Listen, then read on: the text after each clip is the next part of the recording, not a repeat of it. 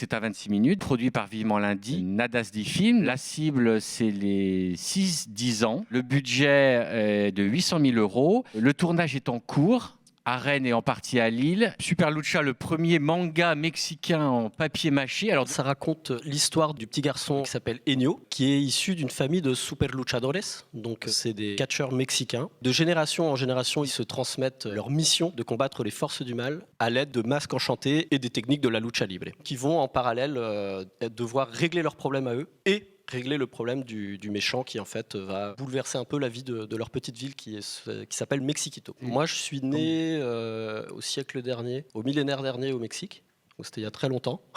Ma mère est mexicaine, mais il s'avère que mon père est breton. Donc... Tout de suite, ça m'a parlé, j'ai trouvé ça hyper chouette. J'ai retrouvé des fichiers photos qui datent de 2015. Je me suis dit, ok, on est parti tout de suite, très vite en tout cas, sur l'idée de les expressions, on les fait en post-prod, en 2D. Cette hybridation, c'est quand même un des points les plus intéressants de ce projet. C'est Speedline, j'ai voulu que ce soit des vraies lignes en matière qu'on peut toucher, qu'on peut sentir.